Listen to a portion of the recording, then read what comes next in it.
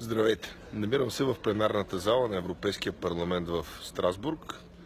Само няколко часа след избора на моя добър приятел, колега и бих казал съсед Антонио Таяни за председател на Европейския парламент. Това стана с гласовете на новата коалиция, която се роди тук между либералите и Европейската народна партия. Но тази коалиция не беше достатъчна, за да избере свой представител за председател на парламента и в решаващия момент се намесиха консерваторите в мое лице и в лицето на нашата парламентарна група, така че с нашите усилия господин Таяни стана председател на Европейския парламент.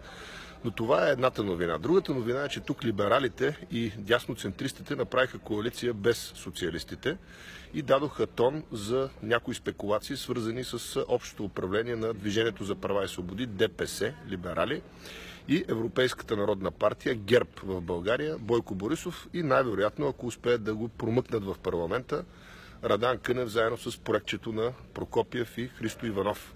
И днес така научавам новините от България, казано от господин Цонев, че експертите на ДПС пишат икономическа програма, която ще бъде близка до тази на ГЕРБ. Възможно ли е такава коалиция в България и иска ли Европа да има такава коалиция?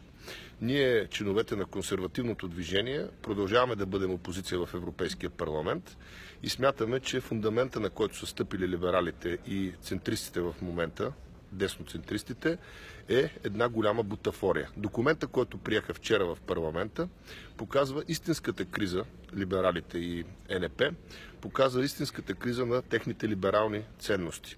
Този документ, освен бутафорен и пълен с нищо незначещи и празни приказки, които говорят за това как ще борят миграцията и тероризма с общо разузнаване, показва пълната идейна безпътица, в която са изпаднали европейските аватари на българските движения за права и свободи и партия ГЕРБ. Най-вероятно такава безпътна идейна коалиция ще се случи в България след изборите. Тя ще бъде доста позорна и ще отврати допълнително избирателя от политиката. Затова е време за нови проекти, като Презареди България.